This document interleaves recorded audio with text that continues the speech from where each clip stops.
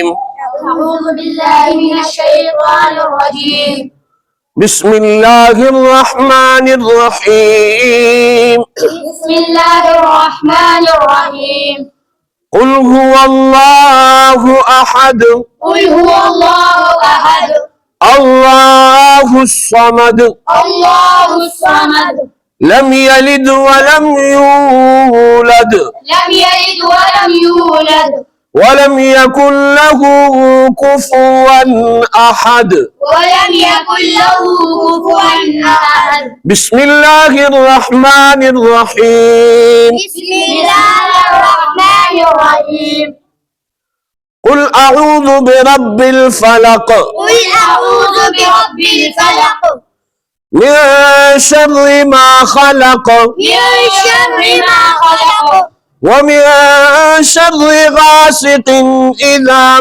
وقب ومن شر غاسق إذا وقب ومن شر النفاثات في العقد ومن شر النفاثات في العقد ومن شر حاسد إذا حسد ومن شر حاسد إذا حسد بسم الله الرحمن الرحيم بسم الله الرحمن الرحيم بسم الله الرحمن الرحيم بسم الله الرحمن الرحيم قل أعوذ برب الناس قل أعوذ برب الناس ملك الناس ملك الناس إله الناس إله الناس من شر الوسواس الخناس من شر الوسواس الخناس الذي يوسوس في صدور الناس الذي يوسوس في صدور الناس من الجنة والناس من الجنة والناس بسم الله الرحمن الرحيم بسم الله الرحمن الرحيم الحمد لله رب العالمين الحمد لله رب العالمين الرحمن الرحيم الرحمن الرحيم مالك يوم الدين مالك يوم الدين إياك نعبد وإياك نستعين إياك نعبد وإياك نستعين اهدنا الصراط المستقيم اهدنا الصراط المستقيم صراط الذين أنعمت عليهم صراط الذين أنعمت عليهم غير المغضوب عليهم ولا الضالين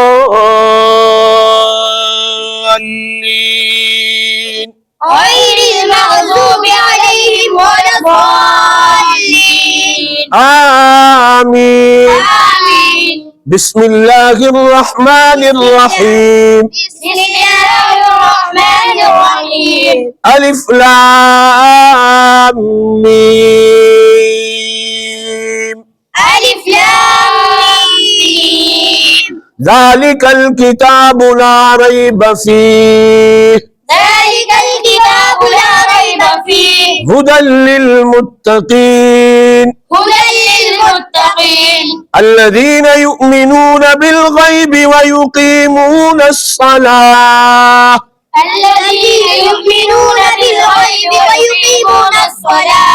ويقيمون الصلاة ومما رزقناهم ينفقون ويقيمون الصلاة ومما رزقناهم ينفقون والذين يؤمنون بما أنزل إليك والذين يؤمنون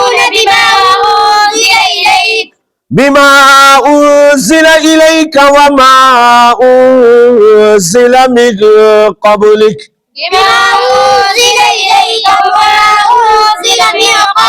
وبالآخرة هم يوقنون أولئك على هدى من ربهم أولئك على هدى من ربهم وأولئك هم المفلحون. وأولئك هم المفلحون. صدق الله العظيم. صدق الله العظيم.